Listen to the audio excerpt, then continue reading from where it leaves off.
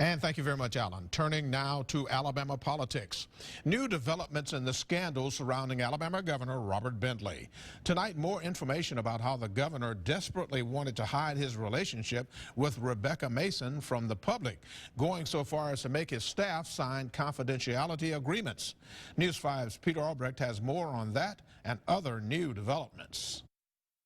I saw the first sign of change in Governor Robert Bentley in August of 2014. Former ALEA Director Spencer Collier says that's when evidence of an affair between the governor and his political aide Rebekah Mason first surfaced. In fact, on August 5th, Chief Lewis came into my office and played me parts of an audio recording in which Governor Bentley and Rebekah Mason were participating in an inappropriate sexual conversation. Now it's been revealed that within weeks, Bentley demanded that all of his staff members sign a non-disclosure or confidentiality agreement. 87 people ended up signing. The agreement begins ominously with the line, "You are appointed and serve in your position at the pleasure of the governor."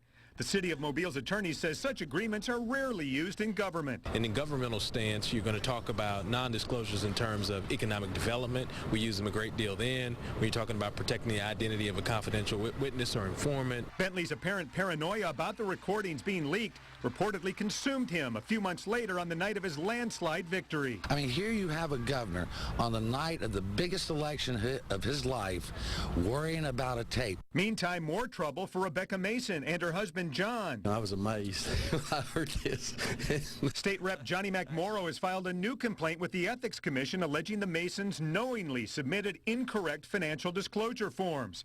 Both have filed amended forms for 2011, 12, and 13. John Mason's original forms left out hundreds of thousands of dollars of payments from the University of Alabama to his advertising firm.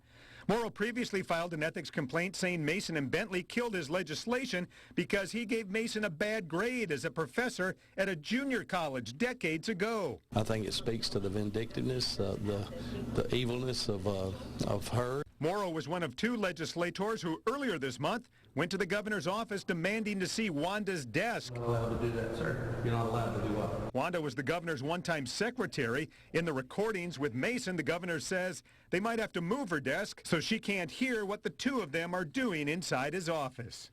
Of course, the governor is also the subject of several ethics complaints, as well as federal and state investigations, and Mel, that impeachment movement in the Alabama House. Well, Pete, what's the penalty for the Masons if they didn't fill out those forms properly and honestly? Well, they could be fined and they could be charged with a crime, but if they are, it would only be a misdemeanor. We thank you very much, Pete.